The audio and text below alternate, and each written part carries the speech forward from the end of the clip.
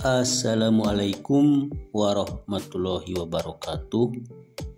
Pada kesempatan kali ini, Mimin akan membahas mengenai pertanyaan yang mungkin dibuat penasaran terkait pembebasan lahan tol Getaci untuk Kabupaten Garut dan Kabupaten Bandung. Seperti judulnya, kok bisa Kabupaten Bandung menyusul Kabupaten Garut dalam proses tahapan tol Getaci?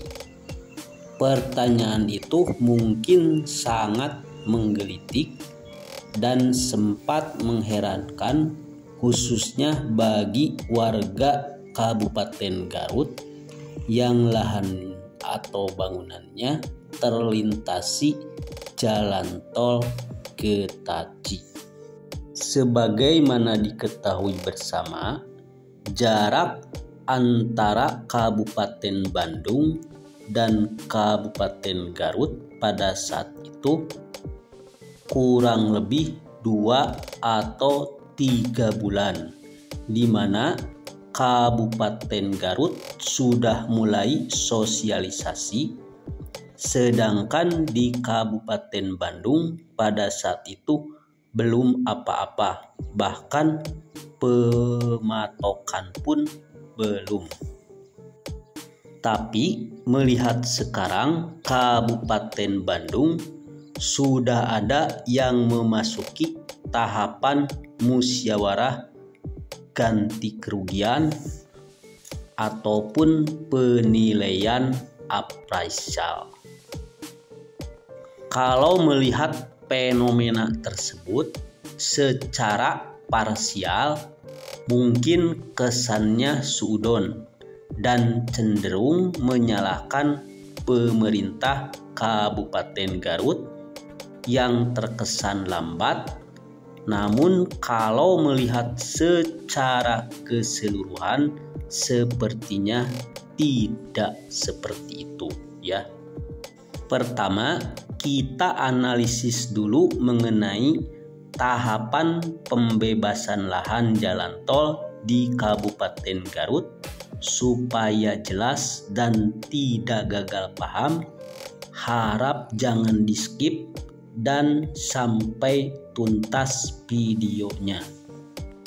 Untuk Kabupaten Garut, tahapannya berurutan, di mana seluruh desa dan kecamatan diharuskan menyelesaikan satu tahapan untuk menuju ke tahapan berikutnya.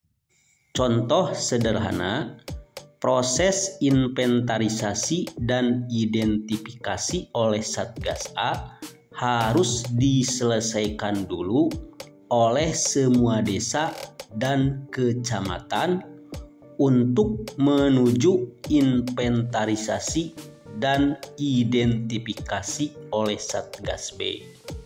Kalau belum selesai inventarisir Satgas A, maka desa yang sudah terlebih dahulu dilakukan inventarisir harap sabar dan menunggu saja. Kalau sudah selesai oleh Satgas A, baru ke Satgas B. Begitupun seterusnya. Berbanding terbalik dengan Kabupaten Bandung, di mana jika satu atau beberapa desa di salah satu kecamatan sudah selesai inventarisir dan identifikasi oleh Satgas A, boleh melanjutkan inventarisasi oleh Satgas B tanpa menunggu desa dan kecamatan lainnya selesai di Kabupaten Bandung. Sehingga tiap desa dan kecamatan di Kabupaten Bandung tidak seragam atau berbeda.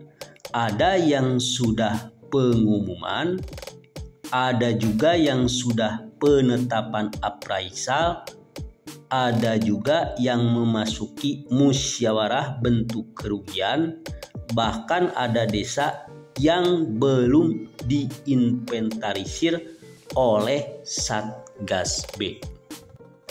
Kalau Mimin coba analisis dan bandingkan, sepertinya untuk Kabupaten Bandung mengadopsi cara pembebasan lahan tol Jogja Bawen dan tol Gilimanuk Mengwi, di mana di tol Jogja Bawen ada desa dan kecamatan yang sudah mendapatkan UGR atau uang ganti rugi, namun di sisi lain ada desa dan kecamatan yang dilintasi tol Jogja Bawen yang baru memasuki tahap konsultasi publik atau sosialisasi.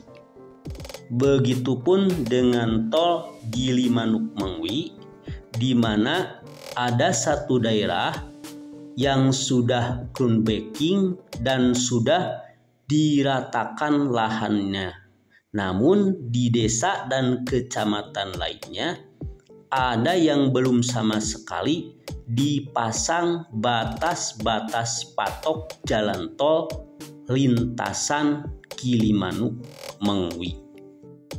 Jadi terjawab sudah, tiap daerah atau kabupaten dan kota punya cara dan kebijakan masing-masing dalam hal pembebasan lahan untuk pembangunan jalan tol. Khusus untuk tol Getaci, kalau kita bandingkan antara Kabupaten Bandung dan Kabupaten Garut, sebenarnya sama. Ada sisi keunggulan dan kelemahannya masing-masing.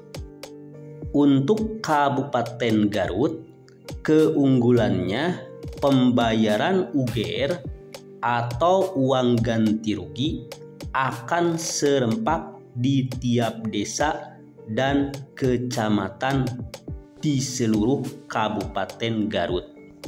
Sedangkan kelemahannya terkesan lambat karena menunggu desa dan kecamatan lain selesai.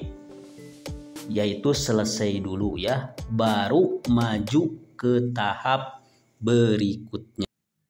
Untuk Kabupaten Bandung, keunggulannya masyarakat yang terlebih dahulu petugas dan aparatur desanya menginventarisasi dan identifikasi, maka akan cepat menerima UGR. Sedangkan petugas yang lambat dalam pendataan karena ada beberapa hal kendala, maka warganya akan lambat pula menerima UGR. Sedangkan untuk kelemahannya di Kabupaten Bandung, tiap desa dan kecamatan tidak akan seragam atau serempak menerima UGR-nya. Dan di sisi lain, mafia tanah atau calo bisa bermain dalam hal harga tanah atau bangunan warga. Itulah sekilas informasi dari Mimin. Mudah-mudahan bermanfaat. Mohon maaf apabila ada salah kata atau ucapan dari Mimin. Assalamualaikum warahmatullahi wabarakatuh.